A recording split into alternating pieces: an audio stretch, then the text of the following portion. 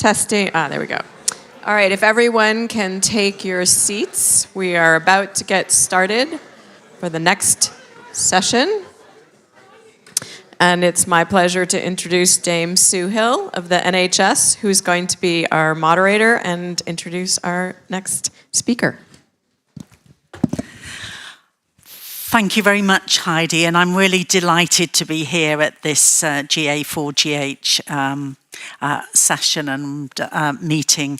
So our first keynote presentation in this session is about Genomic Medicine Sweden, advancing precision medicine at the national level, and it's going to be given by a friend and colleague, Professor Richard Rosenquist Brandell. And Richard is a professor and senior physician in clinical genetics at the Karolinska Institute and the Karolinska University Hospital in Stockholm. But he's the director of Genomic Medicine Sweden, a national infrastructure for implementing precision medicine. And he really has been pushing precision medicine and this initiative throughout Sweden, but I think across Scandinavia. A little known fact about Richard is that he's also a member of the Nobel Assembly at the Karolinska Institute. So with no further ado, Richard, if you can come and tell us about Genome Sweden. Thank you. So thank you very much, Sue, for the nice introduction, and thanks to GA4GH for inviting me to tell you about the Swedish journey, how we have implemented genomic technologies into healthcare across the country. So in Sweden we have SciLife Lab, one of the organizers of this meeting, with 10 technology platforms. And a little bit more than 10 years ago we discussed with SciLife that we should move the new technologies into healthcare. And we formed clinical genomics units, first in Uppsala and Stockholm, and then it became on all medical faculties throughout Sweden. And in this process we said, okay, look at England, look at France, etc. Shouldn't we form a national initiative to scale up to the whole country? And that is how Genomic Medicine Sweden was formed 2017. And we built a research implementation framework taking advantage of the technologies available in SciLife Lab, and then the clinical genomics platform adapted the technologies for healthcare and also did proof of concept testing, and then Genomic Medicine Sweden brings it over to healthcare and sort of do the last part of the implementation process before actual implementation in healthcare. And I think the key has been that several of us are both diagnosticians, clinical doctors, and researchers. So we have really carried this over to healthcare, and our ambition was from the beginning to implement it in healthcare directly, because that is the most difficult part. So from the beginning we said we need all actors to be on board. So on our steering board we have representatives from healthcare, academia, patients, and industry. This is not nice right now. Let's see. Something has happened. Okay. And we had a first pre-study, and then we got a national steering board from 2018. And we have gone from a project, so this is the first year that we actually are a national infrastructure, that we have got money directly from the state budget for Genomic Medicine Sweden, which is fantastic. So this was actually a bottom-up initiative. I'll come back to that.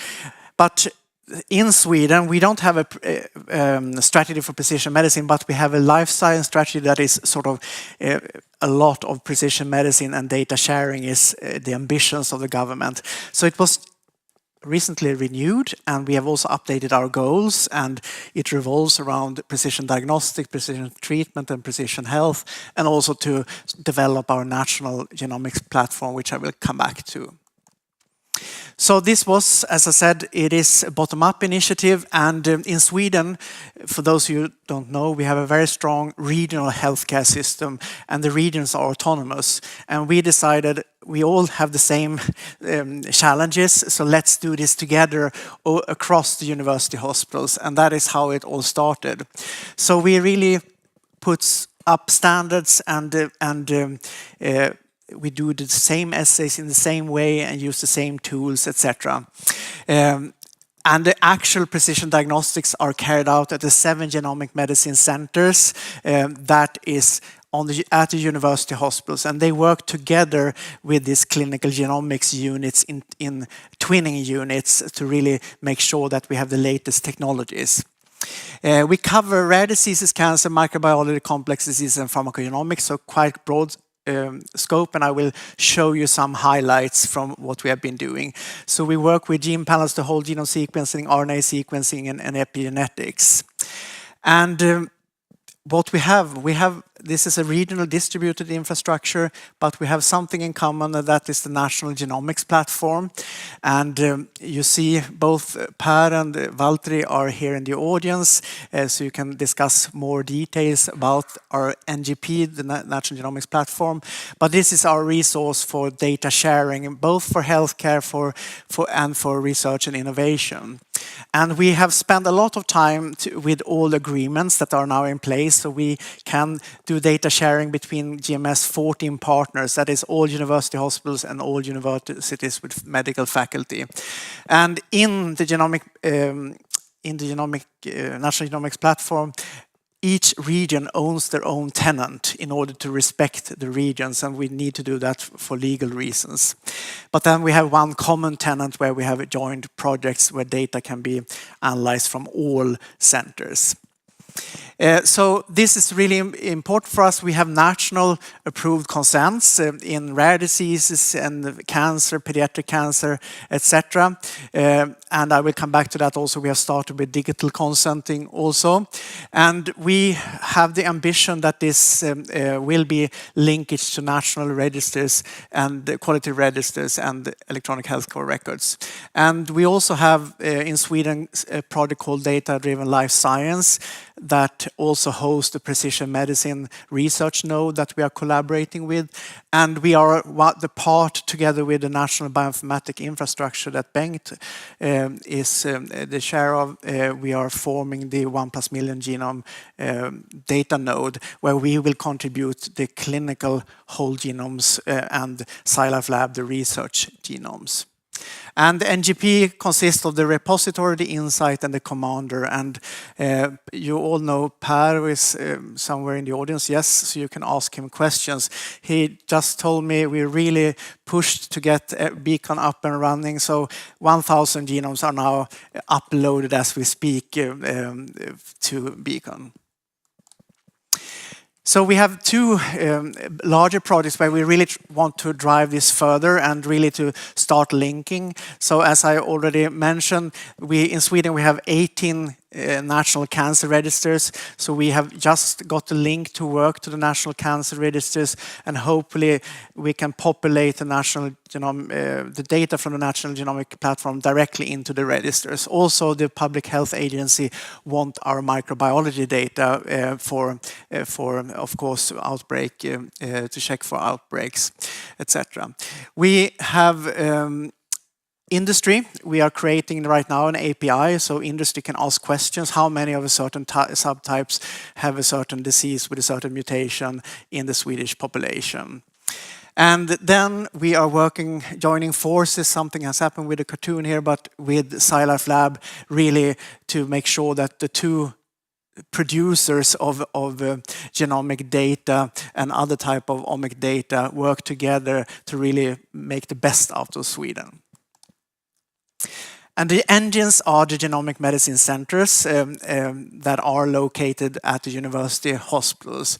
And we have really been productive, I have to say, the last 7 years. And this is the number of clinical tests where we use next generation sequencing or massive parallel sequencing in Swedish healthcare last year. And as you will see, there is a lot of gene panels for cancer. There is some whole genome, whole transcriptome sequencing, but quite low proportion. In rare diseases, it's mainly whole genome sequencing. And you see also microbiology, we do it was still last year SARS-CoV, but there is also a lot of whole genomes for microbiology and 16S sequencing. And if we look longitudinally from 2017 when we started, we are approaching 400,000 NGS-based tests. So there is a lot. These are clinically reimbursed by healthcare with the Swedish healthcare system. And if we look just at whole genome sequencing, we have passed 60,000 whole genomes for rare diseases, and you see it's ramping up every year, whereas cancer is a little bit, it doesn't seem to leverage up as quick as rare diseases. But anyway, these are mainly hematological malignancies and sarcomas and pediatric cancer. I will come back to that. So give you some highlights. Actually, Valtteri Virta, who sits here, was one of the driving forces behind switching from exome to whole genome sequencing, and that was done 2015 at Karolinska. So we have a 10-year anniversary of using clinical whole genome sequencing. Now it's 5 centers in Sweden, 5 of the genomic medicine centers that use whole genome sequencing, and we have up to 40% of the patients that receive a diagnosis. It's of course different depending on which rare disease area you are discussing.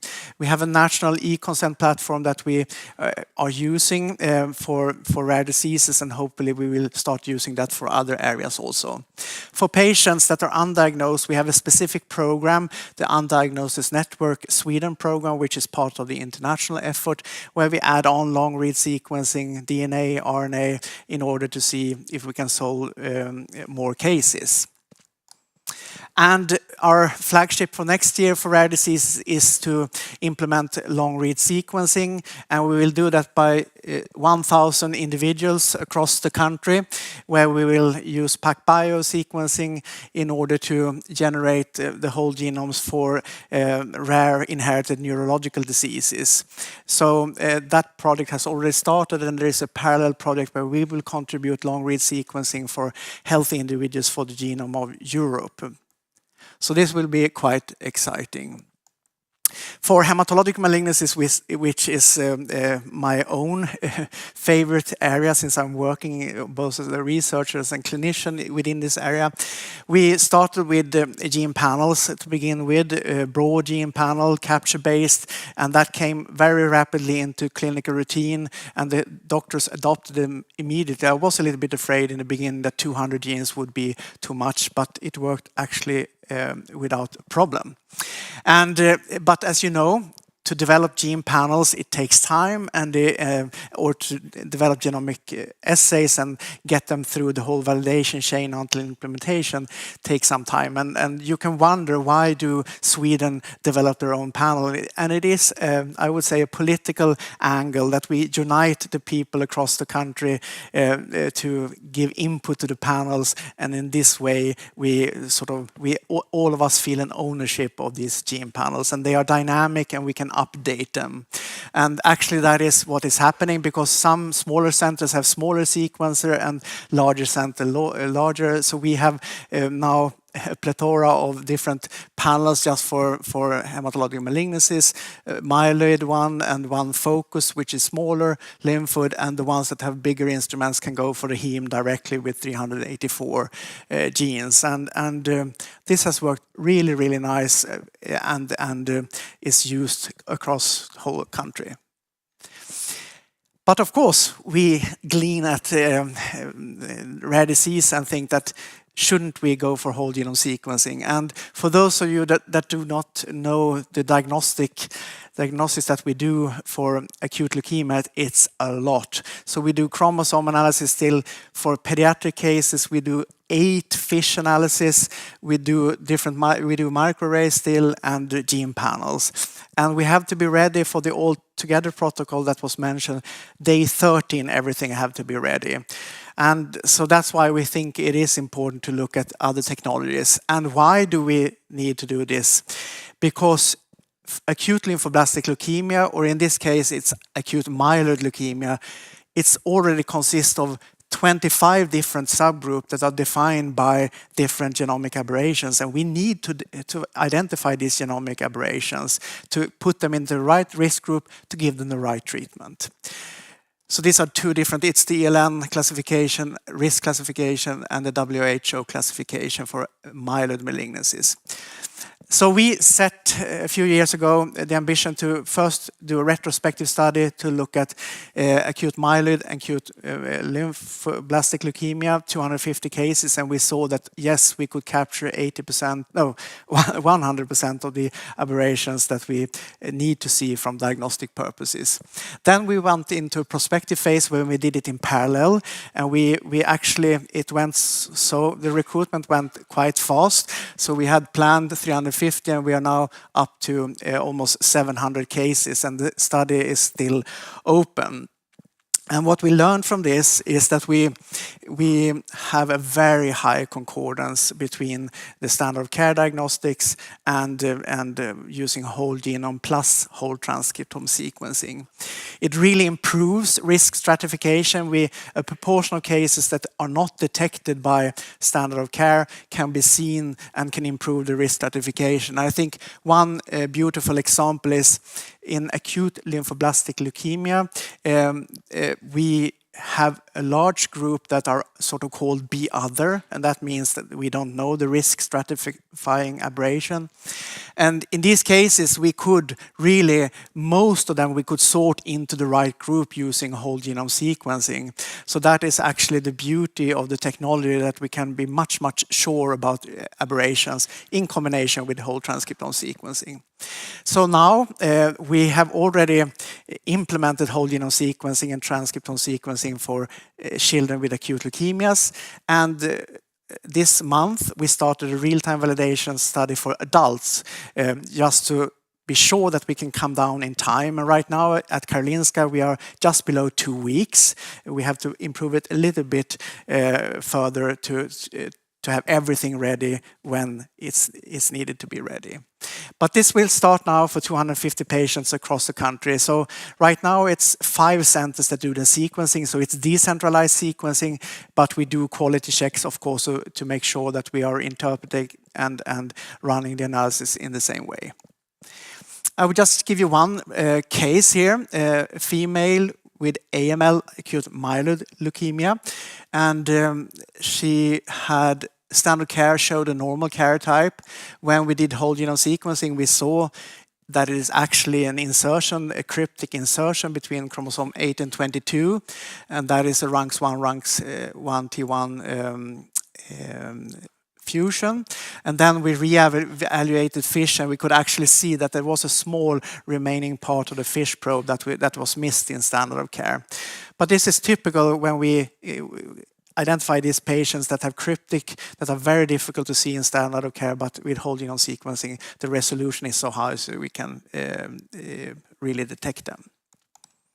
For cancer more in general, we have worked on a gene panel. It's a GMS 560 panel, and actually right now we are updating it to a new version called GMS Solid that will come early next year. And we have new strategic projects going into breast cancer, liver, bile duct, pancreatic cancer, and also sarcoma is analyzed by whole genome sequencing at Karolinska, but now this will be a national project to implement sarcoma diagnostics with whole genome sequencing. And of course we are working with liquid biopsies, and that will be very important for my next slide, and that is to generate studies or to start planning studies on a national level. And for that we initiated an innovation milieu called Testbed Sweden for Precision Cancer Health. And here the ambition is that we should use all these new tools and design clinical trials. And you heard from Kjetil yesterday that we have a collaboration between 19 countries regarding drug repurposing study. And in Sweden we have had one called Megalith, but it was only including from 2 sites. So now we are building further on this and have a national study called Focus, and that is based on the drug repurposing protocol. And this will it was approved some months ago, and we will start up the study in the first quarter of next year.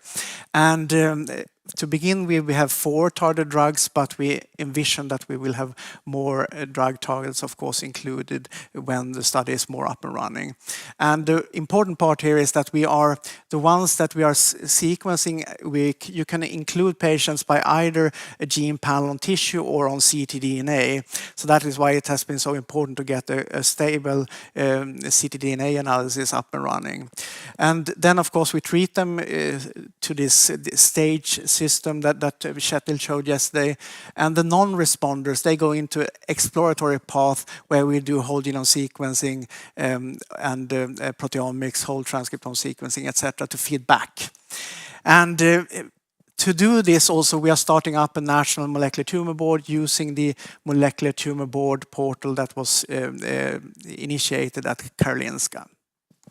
So this will be exciting. For childhood cancer, we said already at the start of 2021, let's go for whole genome, whole transcriptome sequencing. And just by the first 118 patients, we saw that it was a great clinical impact, and you could identify patients that would benefit from targeted therapy. And the pediatrician said that this is the new standard of care.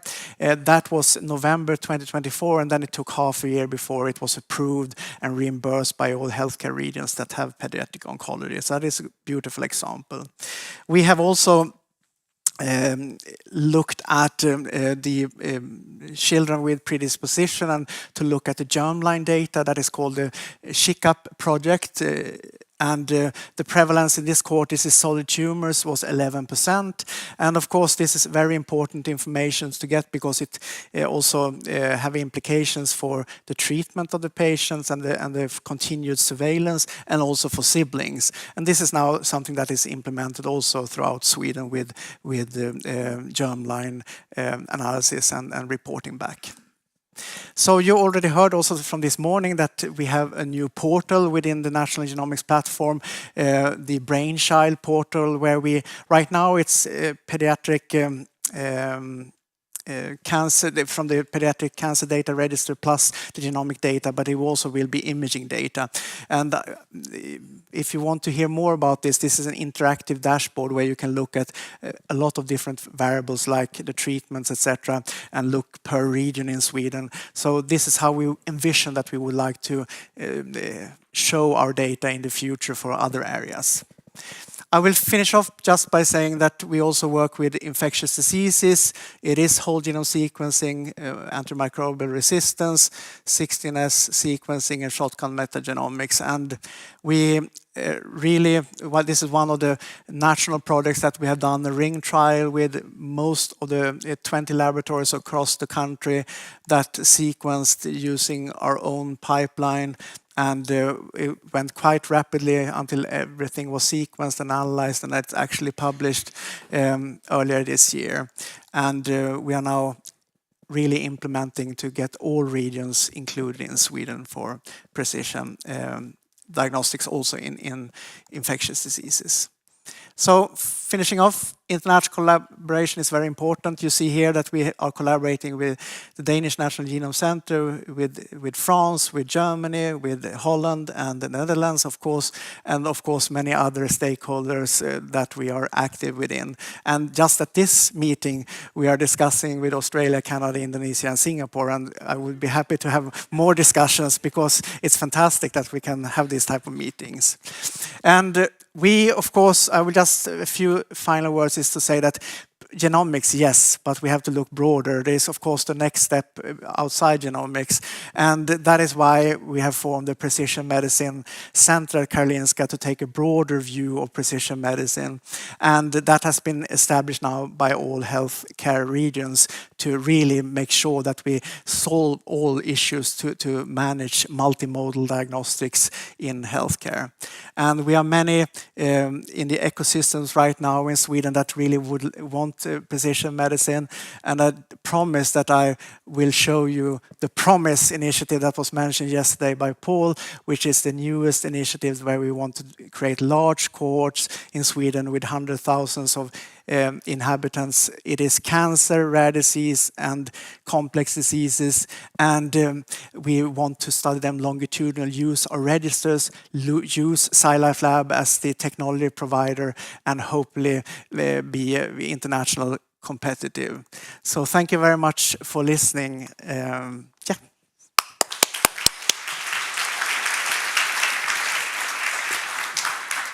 Thank you very much, Richard, for that fantastic presentation, a real tour de force in terms of what you've done and what you've achieved in Sweden. And I know you've been going at pace, and so some of this is moving very quickly. I'm just going to start by asking you a question, then we'll come to Slido. One of the things you mentioned at the beginning was about your 7 Swedish genomic centres. Is there data sharing across those centres for clinical purposes? So if you're trying to work through, whether, for example, a variant's pathogenic, can you share data between those centres? I mean, right now, according to our legislation, we are not allowed to do secondary data sharing between the healthcare regions. But when we have informed consent, that overrules that, so then we can share the data. So that is why our national genomic platform, the data from a certain region is indexed with that region's index. And then the data that are shareable, they are tagged with common. And then we can extract the data that is common in the common tenant, so to say. So that is how we are solving it. But it is prepared for when the European Health Data Space come into effect and the Swedish legislation has hopefully changed. We are prepared to do direct sharing between the healthcare regions. So the regions can put up their own direct clinical data, but it's only the consented data they are allowed to share between the partners. And in terms of the work that you're doing with industry, because you talked about using APIs for industry to sort of look at essentially your TRE data, what sort of arrangements govern the access to that data? Yeah, so we are actually still forming that vision and the ambition. We are working closely. 4 of the branch organizations for industry are part of our steering board, and that was the decision to really to also signal that we really want to do this together. And right now, they will only have access to aggregated data. So, and since this, but it's still a process that they have to apply because internally we are mining both clinical and consented data. So it's unconsented and consented data that we are mining, so that we have to do in a certain way, and then we will give them the answer on certain variants, etc., that they are looking for. And you told us a lot about, the journey you've been on in rare disease, including sort of the work on the undiagnosed rare disease patient, the developments in cancer. I just wondered where you are in Sweden in terms of the use of long-read sequencing associated with neurological tumour surgery, so right at the near patient end. And if you've thought about that, and if you've sort of worked through what some of the, not only data sharing, but data standardization, analytical pipelines might be. And as I showed, for rare diseases, there is an ambitious project now to move this rapidly, but there is still challenges, as you say, with the data analysis and to harmonize all the type of data analysis. It will be 3 centers that do the sequencing for the whole country, and then we will distribute the data to all 7 sites. For cancer, we are I would say that there is a project that have started on long read and CNS tumors for methylation analysis. And we are also looking into, because I didn't say when I showed the leukemia diagnostics that we have a number of markers that is increasing, that we have to have a reply within 2-3 days. And here we think that some of the long read technologies can help us to get more rapid replies, because right now we are using our old traditional methods to get these rapid replies. So I've got loads of questions I could continue to ask you, Richard, but I'm going to go to Slido. So just at the very top here is, could you describe how you tackle the interface between the very impressive, largely academic-led efforts and placing these innovations in healthcare? And I guess it's about that learning system loop. Yeah, I think that has been the key, as you usually show this infinity loop, and I think that has been the driving vision for us that are the bridging persons, so to say, that we always have to think two thoughts at the same time, research and clinical benefit. And so I usually say we wouldn't have, we need to always go for projects, implementation projects that will have a great benefit, because we don't have time enough to do things that wouldn't benefit the patients. So, but I think the key is that many of us, as I said, are working as doctors and researchers, and that has been, at least in Sweden, the most important driving force, how you can implement it, because we are sitting in the laboratories and we can actually say that let's now do this and convince the heads of our department that this is a good idea. And I think you cannot underestimate. It's good with top down, but bottom up has also its good size. Yeah. So there's 3 quick questions I want us to try and cover in the remaining time.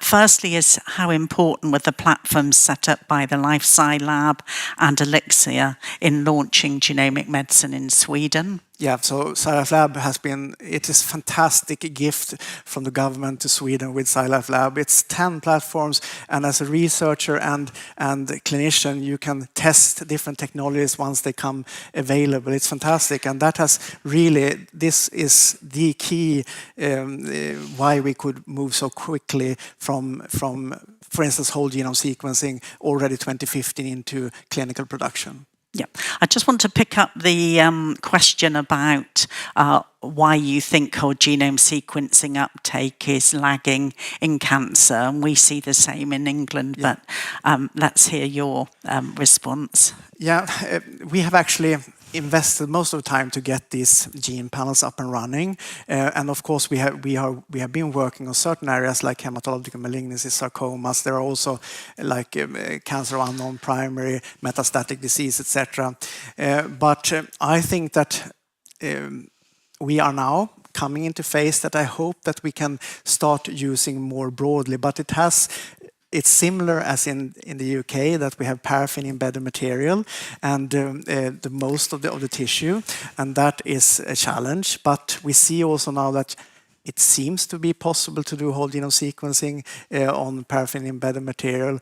So we are actually part of a German-Swedish exchange program where we have done whole genome sequencing on paired paraffin and fresh frozen samples to see, and it will be very exciting. They have sent out 20 cases for us to see if that could be the next step.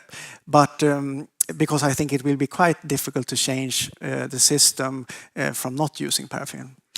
Yeah, and I think there are other carrier solutions that can be used as well, instead of having to move towards fresh frozen. Can I just ask you the question around how the PROMISE initiative that you outlined quite briefly at the end of your talk, that how will that overlap or collaborate with Genome Medicine Sweden? Yes, so I mean, we have invested now, SciLife Lab has invested in technologies, we have invested with GMS and other precision medicine initiatives in Sweden, a lot around the clinical diagnostics and the benefit for patients. But what we have lacked in Sweden that you have in the UK and in Finland and in Estonia is similar to UK Biobank or FinGen, and that is what we are trying to create now, a large population cohort that we will never compete in numbers, but we can use our registers and also biobanks where we have longitudinally collected samples from in larger patient cohorts that have already been collected. And that is what we are starting right now with existing cohorts, both in cancer and for complex diseases. And then we will leverage multi-omics from SciLife Lab. Of course, we have to get all the investment in place, but that is the vision and ambition. And are you thinking of any plans to share your gene panels internationally? I mean, in Australia and in England, we use Panel App. That means that there's lots of approaches for curating genes and getting some consensus on what should be available and provided and the strength of the evidence. Yeah. Are you thinking of something similar, or we probably all need to come together, don't we, Catherine? I mean, we are of course gleaning on your app, and our panels are based on that, of course, the data. But I think that would be a very good effort to really try to harmonize that. Okay, and we've got 26 seconds. So although we've got two major long-read sequencing providers at the moment with Oxford Nanopore and PacBio, with others coming on board, but what about the use of ONT technology in infectious diseases, where you need a sort of rapid result, perhaps in less than 7 hours? Yeah, I think they are very happy with the technology, and we have several of our flagship projects that we really now use ONT for infectious diseases. So I think that will be the way forward. I think now, I didn't tell you that we have 21 healthcare regions in Sweden that are autonomous, but actually most of them now have ONT available. So they are now launching a project where we will collect data from the whole nation throughout all regions, not only the regions with university hospitals. And presumably you're sharing that infectious disease data with GISAID. I mean, we will of course share this on the international level. That's the most important. Can I say a huge thank you to Richard? It's great to see where Sweden are, and thank you. And Richard would join us on the panel later. So we're going to move into a panel now. And this panel is around GA4GH, supporting genomics in clinical practice at the national level. We're going to start in France, and I'm delighted to introduce Frédérique Nowak from Inserm, who's been leading the French genomic initiative. So, Frédérique.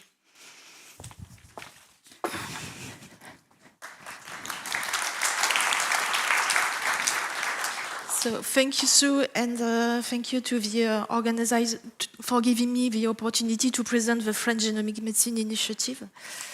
So it was launched in 2016, so almost 9 years ago, and in comparison to the Swedish initiative, it is a very top-down initiative because it was launched on upon the Prime Minister's request with the ambition of integrating genomic medicine into the healthcare pathway and allowing equal access to whole genome sequencing, first for rare diseases and cancer, and then to common diseases as new therapeutic indications are validated, and then also with the ambition of developing a genomic medicine sector.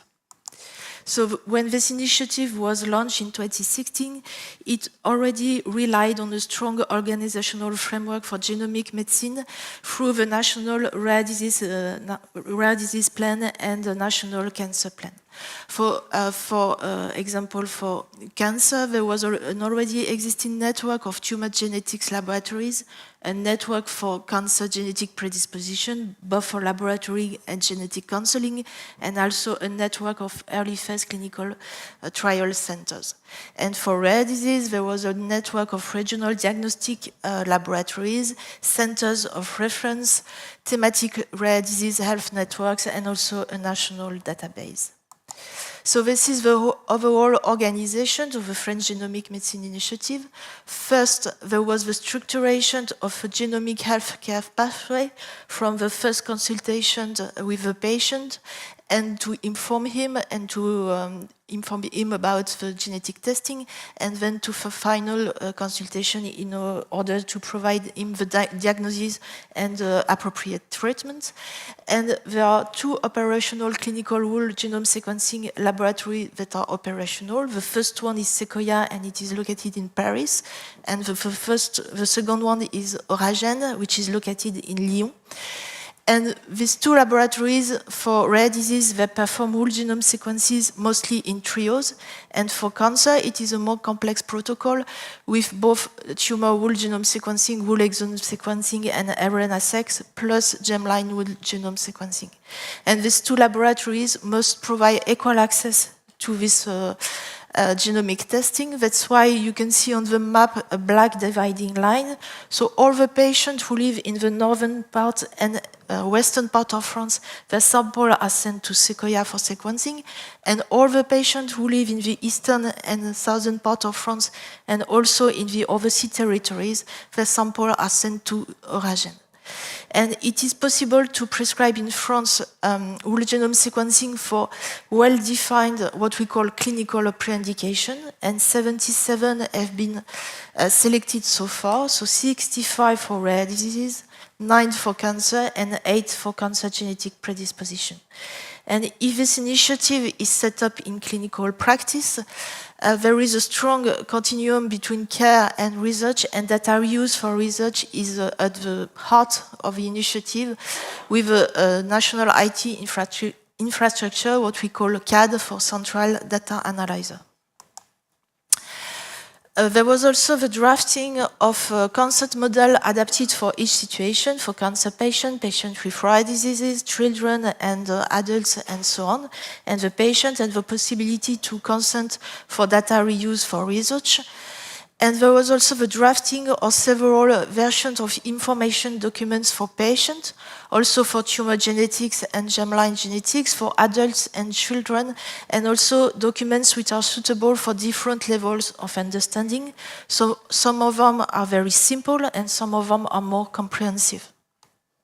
And these documents have also been translated into several languages. So where we are now, so as June 30 of June 2025, since 2019, so since the start of the activity, we have received 50,000 requests, which correspond to 90,000 people, and 35,000 clinical reports have been sent to the prescriber. And for rare disease, it corresponds to a diagnostic leads of 31.2%. And it must be said that for rare disease patients, most of them have already been received gene panel sequencing, and they are diagnosed patients for after panel sequencing. So you can see on the graph the evolution of the number of prescriptions. So there is a steady increase of the activity since the start of the activity, and the same thing for the medical reports. Regarding the distribution between rare disease and cancer patients, we have the same distribution as in Sweden, with 80% of patients are rare disease patients. So also in France, clearly cancer activity is lagging behind for whole genome sequencing. And we also monitor the regional distribution of a prescription to monitor equal access to whole genome sequencing in France. And you can see the regional distribution for rare disease and the one for cancer. And here again, we observe that it is quite heterogeneous for cancer patients. So we have some region in France where we receive very few prescription for whole genome sequencing for cancer patients. So as I told you, there is a strong push to have this continuum between care and research, and the CAD, so collector analyzer de données, is the national infrastructure.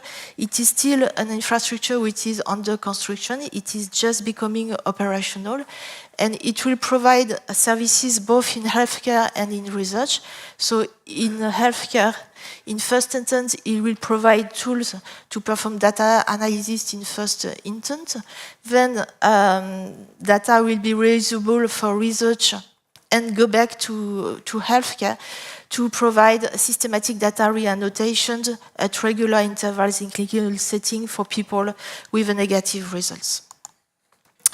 So we are in France in a dynamic of open science. So we would like to have this data wide open while ensuring their security and respecting scientific and ethical criteria. So CAD is a one-stop shop for data from the French National Medicine Initiative. So it will store a collection of genomic and associated clinical data, provide a library of bioinformatics tools, A variant center knowledge database is under development. And CAD is also the French node for the 1+ million genome initiative. So it brings us towards the international collaboration. So the French National Initiative participates in the European 1+ million genome initiative, whose objective is to enable secured access to genomic data and the associated clinical data, both for research, healthcare and public health. And so we are part of a genomic data infrastructure project. We are also part of a Genome of Europe project. And France co-pilots with Portugal the working group 7, which is about implementation of genomics in healthcare. And like in Sweden, we have also signed collaboration agreements with other genomic medicine initiatives with the objective to share experience and best practices. So we have signed agreements with Genomic Medicine Sweden, with Danish National Genome Center, Genomics England, and with the Ardweg Medical Foundation in the Netherlands. So as a conclusion, we can say that 9 years after its launch, the French Genomic Medicine Initiative is successfully integrating genome sequencing into the French healthcare system, both for rare disease and cancer. Nevertheless, there are plenty of remaining challenges. So we have to address the low number of prescriptions for cancer patients. We have also challenges regarding the clinical biological interpretation and the turnaround time, mainly for rare disease, but also for cancer patients. We have also to simplify the genomic medical pathway. We have to better involve patients and citizens. And of course, we have to improve data sharing and data access for research purposes. So the name of the initiative is 2025 French Genomic Medicine Initiative. So now we have to move forward to the implementation of either a 2030 or 2035 French Genomic Medicine Initiative. So there is an ongoing evaluation of the current initiative and also the setting up of working groups to drive the second phase of the initiative. So I want to thank you for your attention and also highlight the fact that it is a very collaborative project in France with all the university hospitals, all cancer centers, several institutions, and also all the rare disease network and so on. So it is really something national. Thank you so much, Frédérique. We'll bring you back to the panel shortly. Okay, thank you. Our next speaker in this session is Dr. Jakris Eu-ahsunthornwattan, and he said to me no one in Thailand can actually pronounce his surname, so I feel better at giving it a go but not quite getting it right. So we're going to the other side of the world now, and we're going to hear about the initiatives in Thailand. And Jakris, you have lots of roles in Thailand in genomics, so we're delighted to hear from you. Thank you, Sue.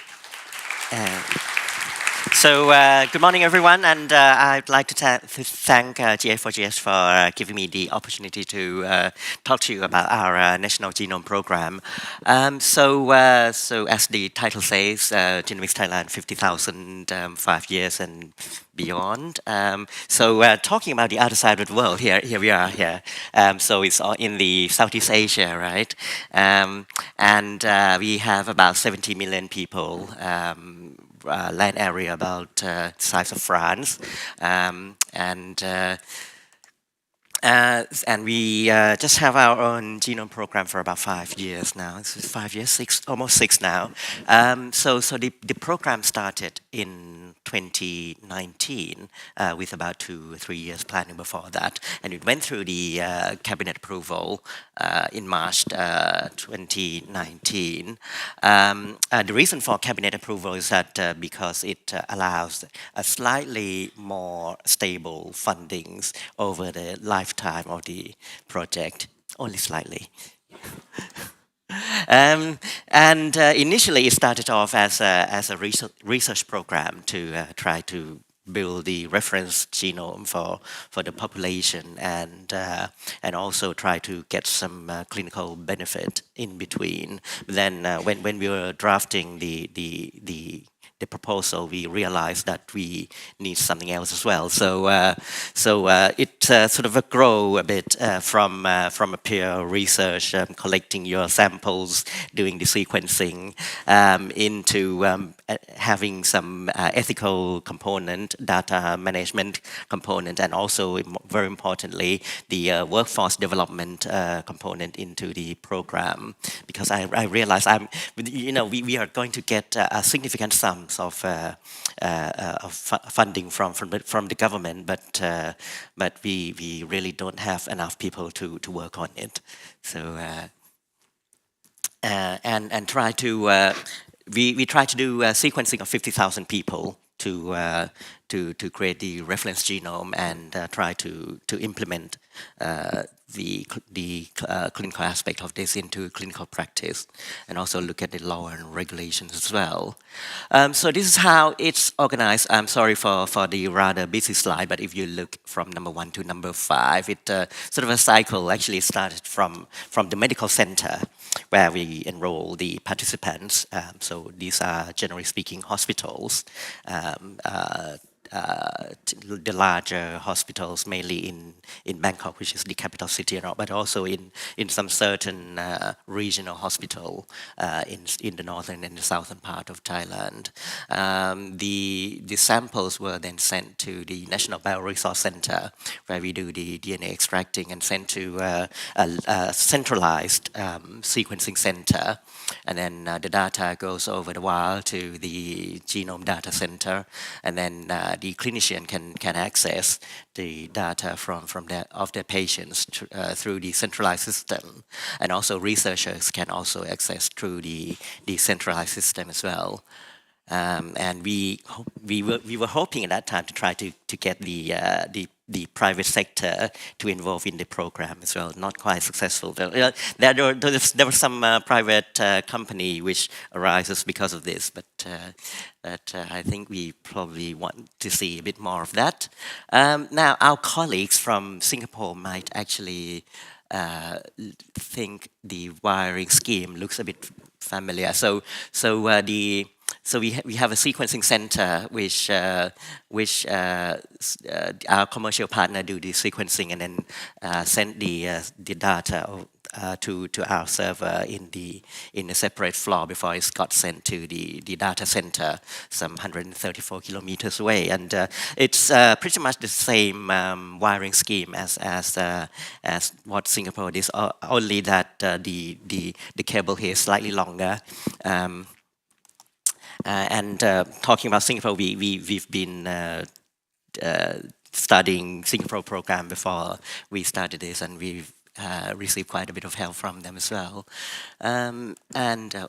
So talking about 50,000 people, they actually boil down into 5 areas plus one spatial addition. All right. So in 5 areas, these are not healthy people cohort. These are mainly the diseases.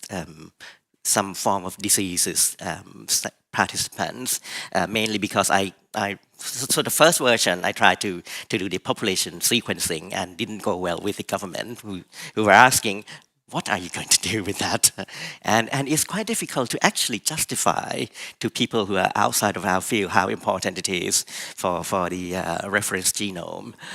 So we have to start off with the disease. But if you look at this, all the 5 branches combined essentially make up a population, because we essentially get everything possible. So rare diseases, cancer, non-communicable diseases, pharmacogenomics, infectious diseases. So whatever a person come in, you can always think of something to or somewhere to put them in, right?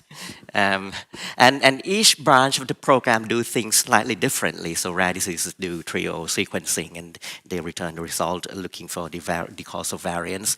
Cancer do the hereditary cancer, and also the tumor sequencing. NCD is a large scale, relatively larger scale research program. Pharmacogenomics look at people who have the drug reactions, and infectious diseases do the pathogen sequencing as well, and they were looking at the host pathogen interactions. Now, but I think this one is quite important. Actually, it was a bit of an afterthought, but it turned out to be something quite important. We have about 2,000 people, 2,000 sequencing allocated for our colleagues in ethnogenetics group. So initially, when we were starting the program, the people asked me this question quite often: "What are Thai? So how are you going to define Thai people?" And I kind of say that we don't define Thai; we just take everyone. But essentially, our ethnogenetics colleagues says that we have actually 5 main linguistic families in Thailand. Actually, surprise to me. Actually, I thought we were relatively homogeneous. It's not quite as homogeneous as I thought. But most people are quite well mixed. But there are some pockets of relatively endogamous individuals in many places in Thailand. So the aim of this particular project is to try to get all the around 60 of them, around 60 ethnic groups within Thailand, and sequence them as well. The Rare Diseases Program has the major center around here, and they created their own network called the T-Run, which is the network of the rare diseases, and they provide support in terms of variant classification and interpretation to the centers which sent in the samples. So at the moment, we finished sequencing 50,000 people, and most of the rare diseases patients have already received their result back. And also, but it is in a rather research setting at the moment. So on the next stage, we are trying to do an implementation research to see how we can scale this up into the healthcare system. There were also some health technology assessment aspect of that, and we have actually proved that the sequencing of family member in BRCA1 and BRCA2 actually is cost saving. So it's not only cost effective, it's actually cost saving to the program. We've trained genetics practitioners, counselors, medical technologists, and variant scientists, bioinformaticians, and a huge improvement of genetic counselor, because we started off with 0, and then we pumped them up to a few hundreds at the moment.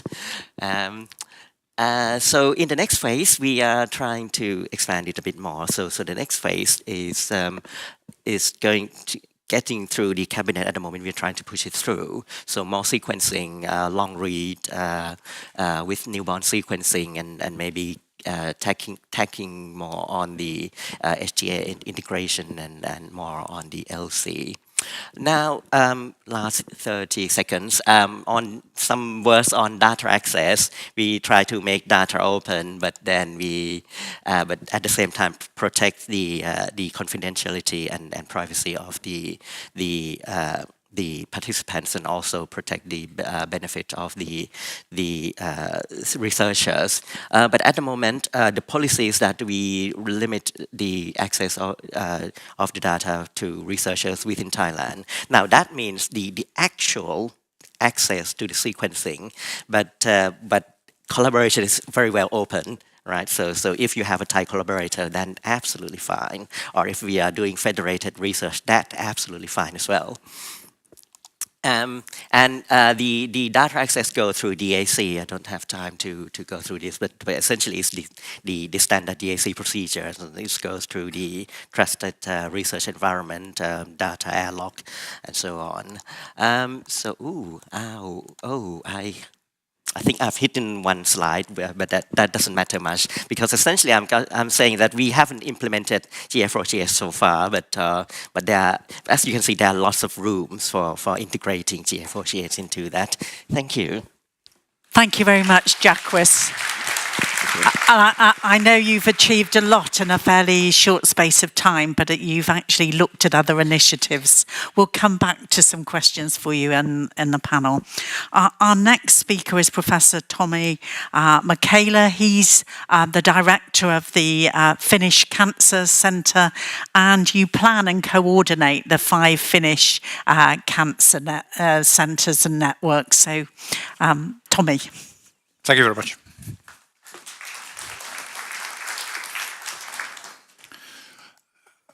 Yes, it's a pleasure to be here. Thanks for the invitation. Regarding the disclosures, the second last one is relevant. I'm going to be talking about the ICAN project, which is a public-private consortium, and where I'm the PI. As the title is on genomics effort to clinical practice, I just listed here a few things that are happening in Finland. You already heard about FinGen, and you'll hear more about it tomorrow. Which is a large genomics, genotypes-phenotypes combination.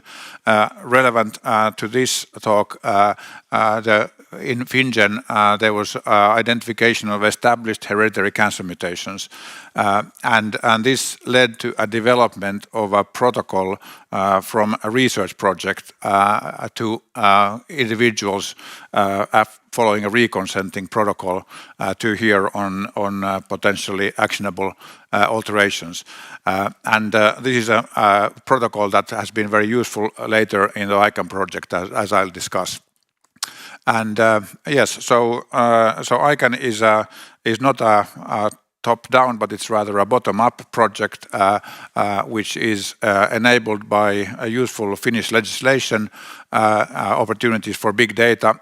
This is both based on the Biobank Act as also on the Secondary Health Care Act. And the idea of the project is to try to not only use genomics information, but actually to use rich clinical data and try to find new correlations. And there's also something that has been very important in the project is that there's been exceptional patient involvement. So patients are involved both in the deciding bodies as well as in the actual work. And the objectives of the project is basically to try to identify or understand the crosstalk between the cancer and the host. So this is, of course, the space which is the current interesting part for a lot of cancer research that is happening, and thereby identify actionable targets, also develop diagnostics, and finally to contribute to the implementation of precision medicine. So also the clinical part. And the pipeline of ICAN is here from your left to the right, and as mentioned, it is based on a Finnish biobank concept, which is a very useful concept because it provides a possibility to do broad explorative studies on samples that are collected with the biobank consent. This is used to collect samples, and in this project we have been collecting primarily fresh frozen tumor samples associated with liquid biopsies, often serially collected, as well as then more standard samples like paraffin-embedded tissues for doing immunohistochemistry. The samples are used for molecular profiling. You've heard a lot about this, quite similar, except that we also have a pretty heavy analysis of immuno-oncological markers. So altogether 20 markers in T cells, tumor microenvironment, and cancer-associated fibroblast markers. And also the project is developing various other things such as organoids, where you can then do drug sensitivity testing in vitro to kind of enrich or validate a little bit of the findings that we are doing. And then the other part is the health data, and here the project collects dynamic health data, so we get health data updates once a month.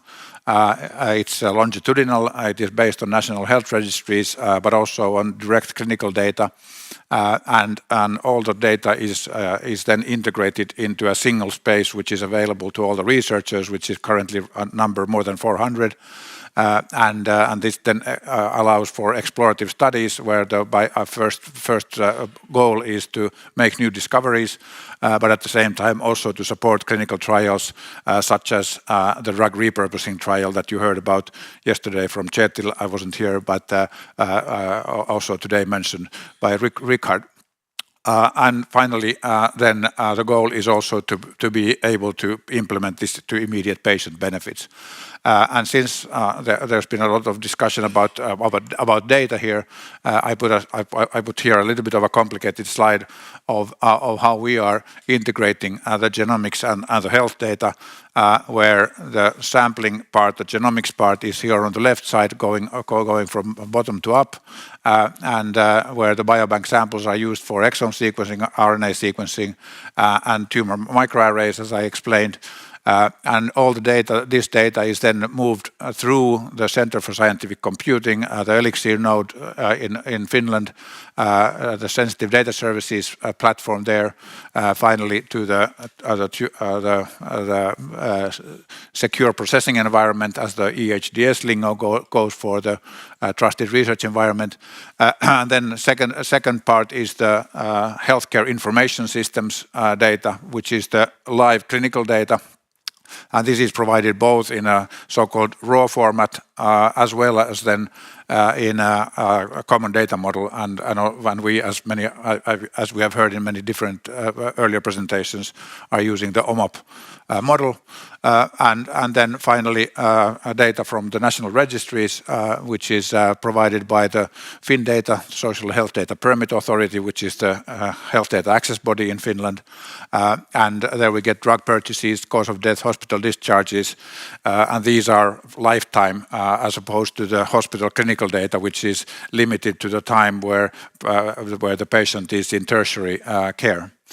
And yes, and so all of this is then taken to the discovery platform where things are happening, and just a quick kind of status update where we are. So there's currently the work is ongoing in various sub-projects, which are either indication specific or working with immuno-oncology or AI. In all of the teams, or most of the teams, there's a combination of a surgeon, oncologist, a pathologist, a molecular biologist, and data scientist, or many of these. Currently we have 7,400 recruited patients with full clinical data, and over 4,000 of these are completed for their molecular profiles. It's a prospective trial, so we are getting 20 to 40 new cases per week, and we also have national coverage for the profiling part. The relevance for clinical cancer genomics is first of all that the integration of how do we get this research data back to patients has been completed, as I call it here, step one, which is basically that we have a mechanism to take data from the biobank study back to a biobank, and thereafter to be following consent from the patient that the data can be used to provide it to the treating physician and potentially for actions. And we have identified more than 1,000 patients out of the 7,400 which actually have actionable alterations. So the pressure in this kind of a scenario is of course tremendous, especially as we have lots of patients on board. So there's a huge push to get this data back to patients.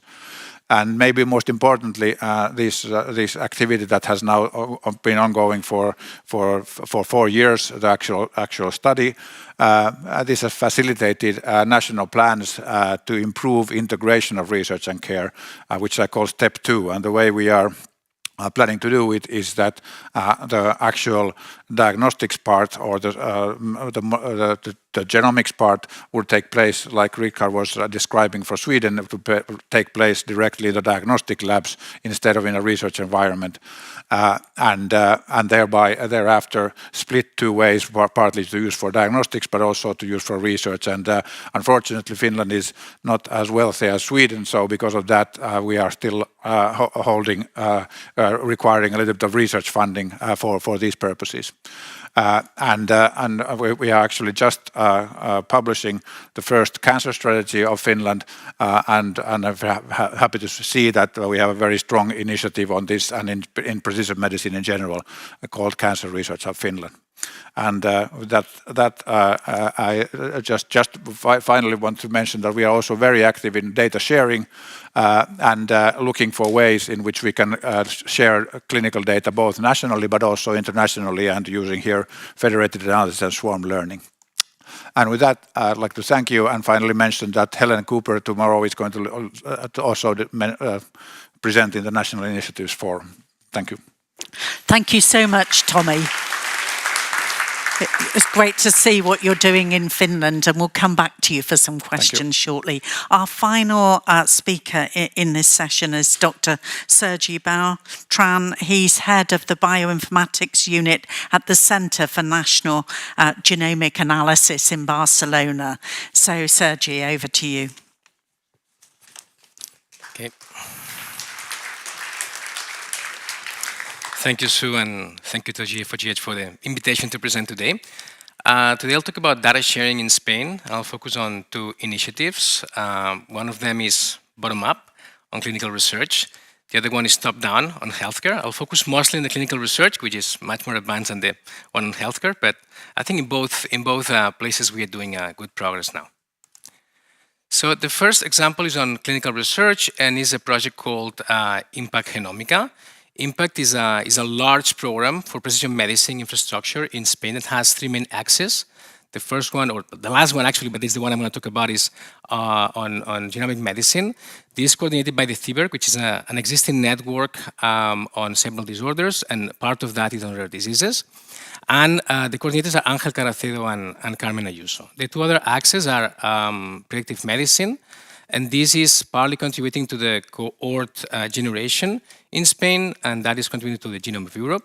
And then data science, which is main contribution to Elixir from Spain, and also to GDI and the One Plus Genomes initiative. The main objective of Impact Genomica is to establish a coordinated framework together with the national health system, the Spanish autonomous regions, Comunidades Autónomas, we call them there, and their research institutes, optimizing resources and avoiding redundancies towards the equitable integration of precision medicine across Spain. The program started in 2021. That was the first iteration until 2024 last year. And now we are on the second iteration, for which we have funding until the end of next year. And hopefully that will be extended for a few more years. In Spain, like we've seen in other countries, health care is federated.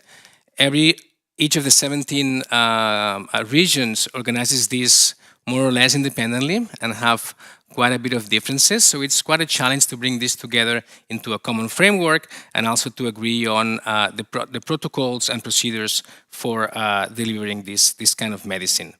In this program, we have now over 100 hospitals that are part of this network, and we have a coordinator in each of these regions, plus shared case managers that bring together the expertise and different patients' needs through a group of communities. And the main use cases are on rare disease and cancer, although we've also been working a bit on pharmacogenomics. The other key network is the network of expertise. So these different experts from the hospitals, together with the research institutes, are brought into different committees and working groups, mainly focusing on rare diseases, cancer, and pharmacogenomics, like I was mentioning before. Some of them are, for example, in cancer or inherited cancer. Others are on cancer of primary unknown origin. The third key part of Impact Genomica is the network of sequencing centers. In our case, in Spain, we are 3 sequencing centers providing these technologies to the program. One of them is the CNAG, the National Center for Genomic Analysis, which I am part of. This is based in Barcelona. The second one is Medicina Genómica, that's in Galicia, led by Dr. Carracedo. And the third one is Navarra Biomed in Navarra. Here we receive the samples. For rare diseases, we are only sequencing DNA currently, and we are producing whole genome sequencing data. And for cancer, we are receiving DNA and RNA and producing mostly exomes and transcriptomes.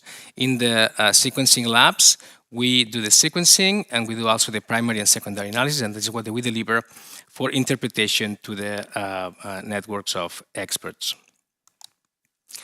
The expertise and the different activities are organized in 3 main working groups.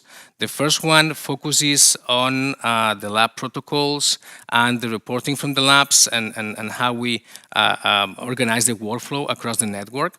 The second group is mainly on data analysis, and here we agree on which output we generate in the different centers. We are not using the same tools for analyzing. Some of them are using Dragon, others are using open source tools, but we try to standardize as much as possible the output that we're generating so that it is interoperable between the different groups.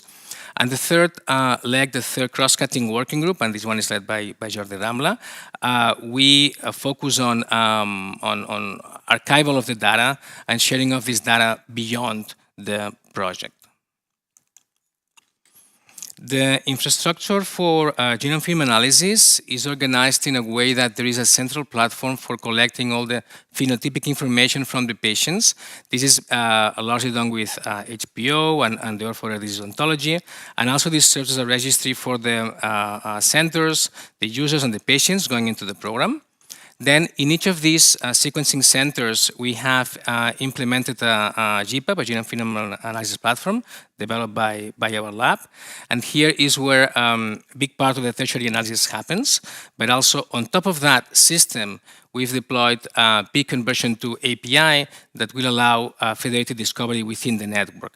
That we have not finished putting into production yet, and hopefully together with the BSc and the CNAG, in the next week we will put on the graphical user interface they are developing to then facilitate really the access to that kind of technology by the end users, which are usually clinical researchers that don't necessarily know how to use command line tools. For secondary use of data, that also has been enabled, or is enabled in the program. This is enabled for a clinical research and only to authorized users. So there's a committee that decides if that can be provided access or not. And this is enabled through a collaboration with the other access, impact data. And here we are hoping that we're going to be depositing all this data into a local node of federated EGA. And then this will be part of the contribution from Spain to the 1+ million genomes project. And obviously here also we're going to be leveraging, for example, Beacon as a tool for enabling data discovery. That kind of secondary use of data, in our case, uses informed consent as a legal basis. These informed consent forms have been approved centrally by the Ethics Committee of the Carlos III, which is the main funder for the program, but also in many hospitals they have approved that same form. And also to enable sharing within the program, we've signed numerous MTAs and DTAs between the 3 sequencing centers, the coordinating center, the CBER, and also the different hospitals participating in the program. I'm not going to talk much about science today. I'm focusing more on the technology and the standards we are using. But for example, on the rare disease use case, I said we're generating genomes mainly because the entry point inclusion criteria is that it's a negative exome. However, we are realizing exomes, and that gives us a 12% increase in diagnostic yield. And in the previous session, the reanalysis approach has been praised as a cost-effective approach to getting more diagnosis. And in the case when we are moving to genomes, then we are able to reach an 18% diagnosis. But this is not the genome-first approach. It's after having done also before other tests. Moving forward, in the next weeks, we're also going to be starting for rare diseases to also do transcriptomics, in some cases long-read genomes and optical genome mapping. And also we've got now also a functional genomics work package that hopefully can test some of these hypotheses, some of these variants to validate then hopefully some of these new diagnoses. In terms of collaboration within Spain, I wanted to highlight one, which is the Unicas network. And here, for example, as we speak this yesterday and today, there is a hackathon similar to the UDNI hackathon in which we are trying to tackle, well, not me, but I participate in the preparatory work of that, but they are tackling about 60 experts data from 11 families, trios mostly.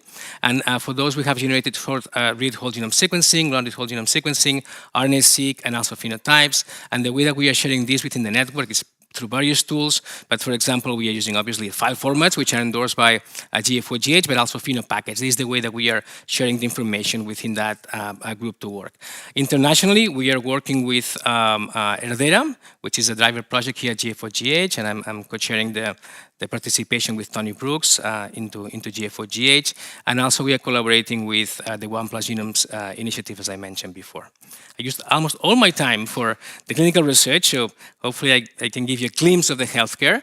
Healthcare, as I mentioned initially, in Spain, it's highly federated in Spain, but at least a couple of years ago, we were able, or the health system was able to reach a common agreement on the catalog of genetic tests that are now reimbursed by the health system. And the most that you can get reimbursed is an exome. So genomes are not yet there ready to be reimbursed. And that's why hopefully a project like the one I told you before will be pushing that in the near future also into healthcare. However, there are also some interesting things happening in healthcare, and the digital health strategy now has at least one leg, which is about genomics, and the project is called CGenes, and the aim of this initiative is to establish in each of these regions at least a workflow and a system that enables this data analysis and reporting of genomics data in an interoperable way, and then all these key variants, either abuses or reported variants or curated variants, can be fed into a common platform across Spain. And that platform, as far as I know, they are considering, for example, phenopackets as the way to transfer information between the regions to that central system. I will finish with that. Thank you for listening, and also to all the stakeholders, including the patients, which I didn't mention, but they are also involved in these programs. Thanks a lot. Thank you very much, Sergi. If you'd like to join the panel, it's great to hear what you're doing in Spain. So if I can ask all other presenters to join me on the panel here.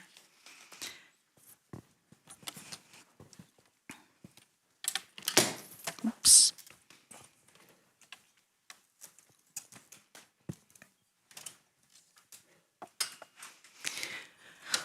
We are waiting for the Slido responses to come through, but I wonder if I might make a start and ask you all the same question, and perhaps you could be quite brief in your responses given the time we've got. You're all doing whole genome sequencing in one way or another. I just wondered if you'd like to comment on the decision-making that has led to the conditions that you sequence.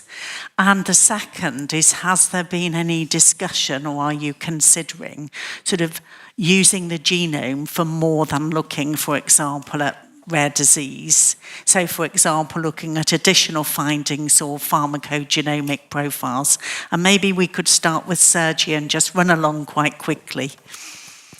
Yeah, so to be honest, I'm not so much involved in deciding, for which conditions we do genome sequencing, although I can tell you that in general for rare diseases, we've seen that when you do that, you usually have an increase in diagnosis. The other question was about... So is that in selected rare diseases rather than in all rare diseases, some 7,000 rare diseases with a genetic cause? it's going to move towards doing a genome first test in the future, and we're also trying to look into pharmacogenomics on this data. And the other is just using the whole genome to get more information than the primary diagnostic purpose. Do you want to come in, Jakris? Because you talked about the different sequencing sort of areas that you're covering in your 50,000 whole genomes, and that included some at population level, some at rare disease, and you've split your 50,000 across those different groups. What, in rare disease, for example, or cancer, what clinical indications did you include? And what was your decision making? And do you look for, even in rare disease, do you do additional findings and pharmacogenomic profiles? Right, okay, thank you. So start with the decision first. So decision process is partly scientific, partly political. So initially, we were looking at a large-scale population cohort, which normally would be achievable under NCD program. But then we also want something which deliver the result a bit faster. So a bit low-hanging. So the most low-hanging area in genome sequencing or in genomic research would be pharmacogenomics, because that's the area which can be readily implemented without much adverse consequences if we are not quite ready. So pharmacogenomics got added in, non-communicable diseases, and we also want, so the other areas where we get the result quickly would be rare diseases and cancers. Cancers tend to sell a bit better with politicians because they know more about this. But rare diseases are actually, so from my perspective, rare diseases are the ones that deliver most. But yeah, quite difficult to convey. Now, rare diseases, the way we select rare diseases are not based on diseases, but based on the conditions or indications. So there are about 10 indications where we would ask clinicians that they might want to send the samples to us. So things like maybe persistent epilepsy or some certain conditions, muscular weakness, unexplainable cause, something like that. So that's based on indications. Okay, but at the moment you're not looking for any other information from those genomes if they're in rare disease? No. Richard?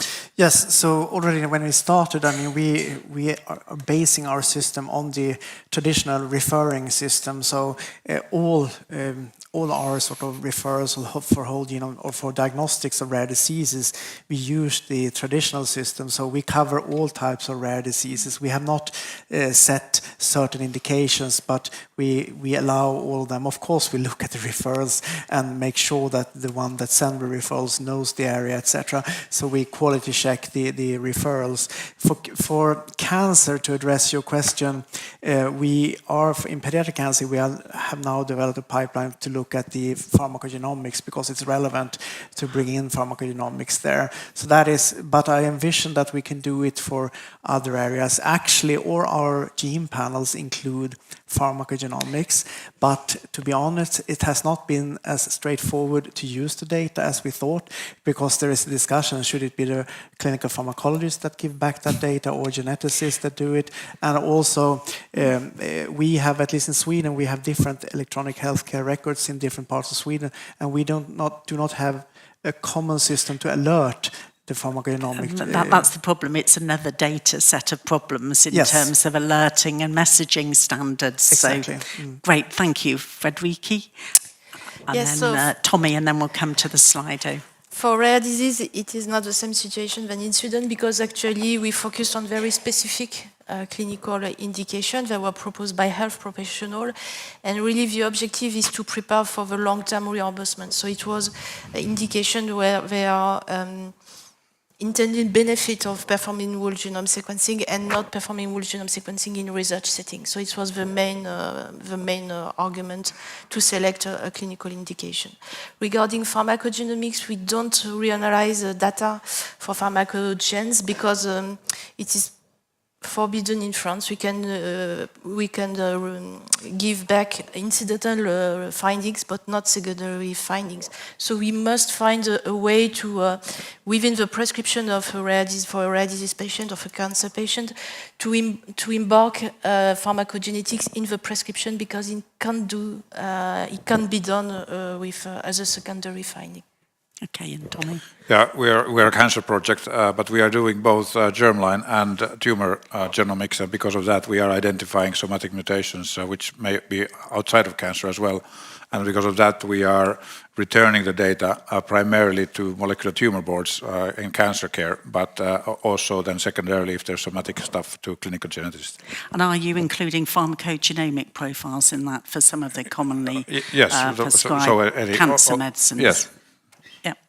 Okay, I'm going to go to Slido. There's a couple of questions here for Jakris. So first of all, you have convinced funders in a lower middle income country about population genomics and how important is that? And can we pick up the use as well in that about the consideration of reproductive carrier screening as an offering? I think I might have mentioned you say that, but perhaps you could answer that those two questions. So how did you convince them your funders to include population genomics, and then in terms of the core reference genomes, you're creating the reproductive carrier option?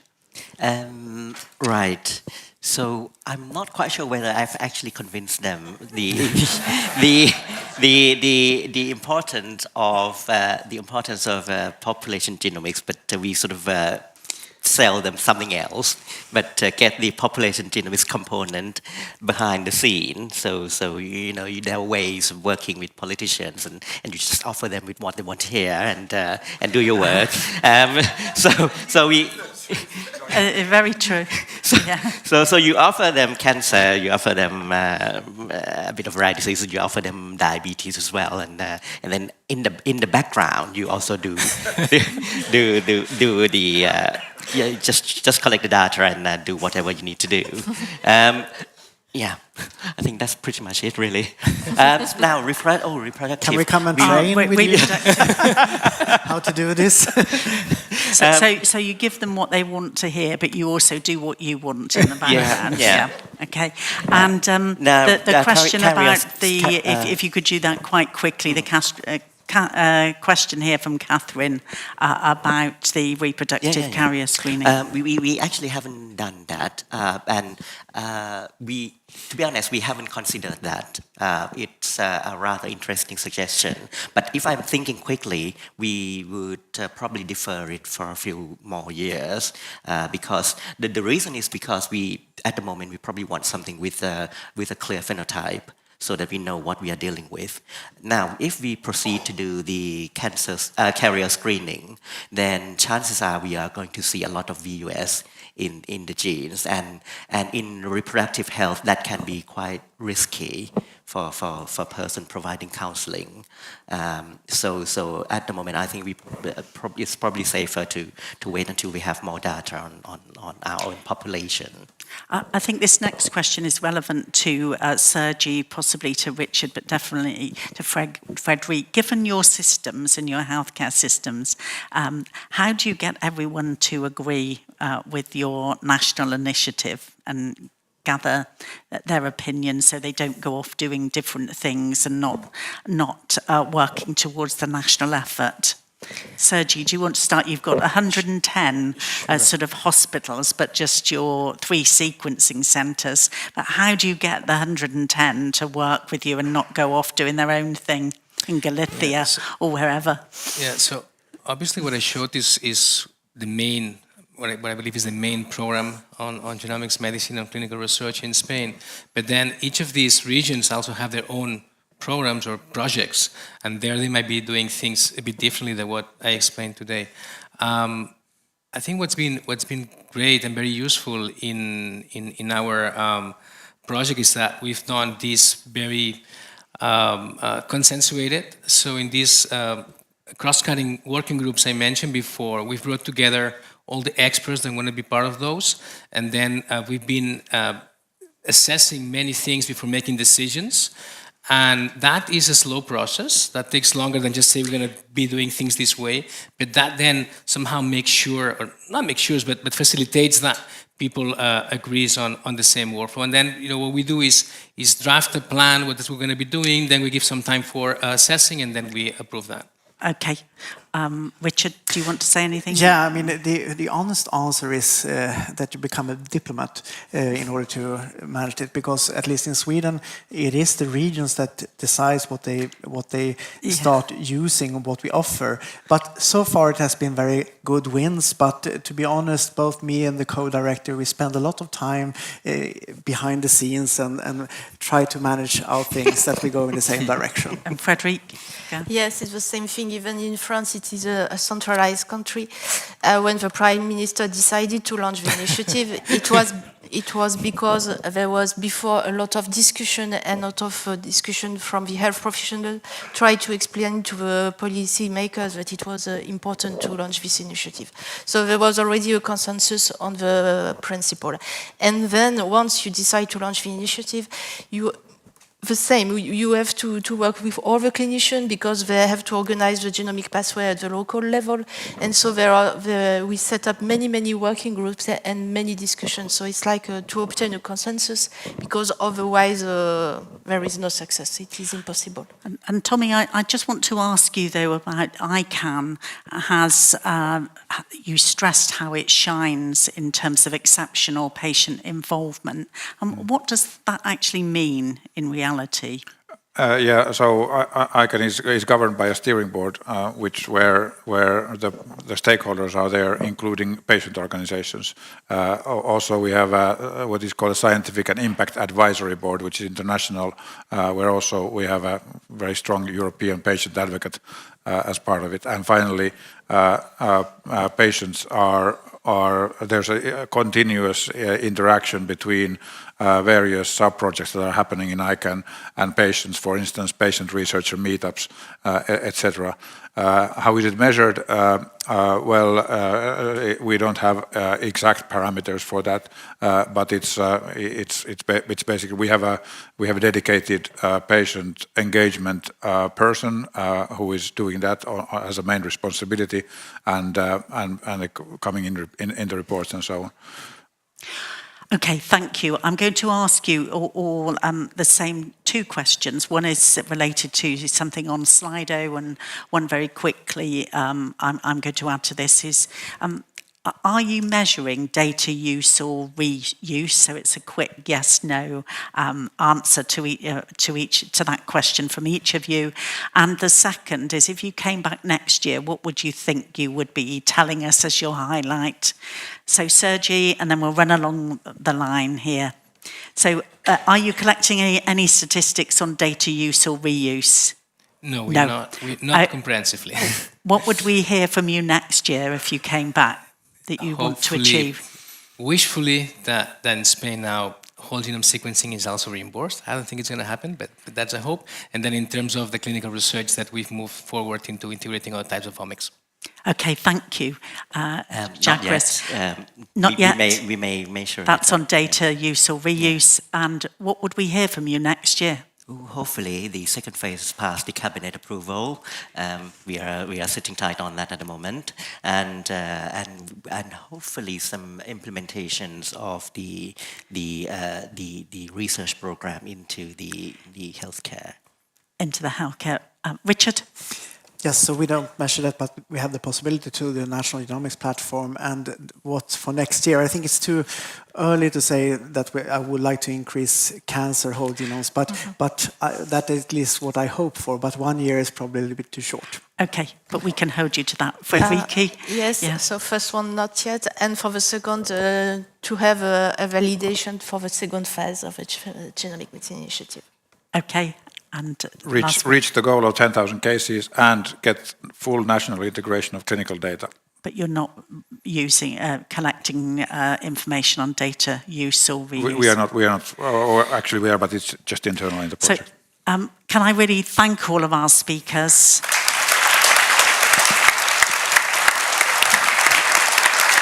I think we've had an excellent session. We've heard about a variety of different genomics initiatives going into healthcare, lots more to do, and certainly the question about how do we collect information on data use and reuse. Thank you very much. It's lunch now.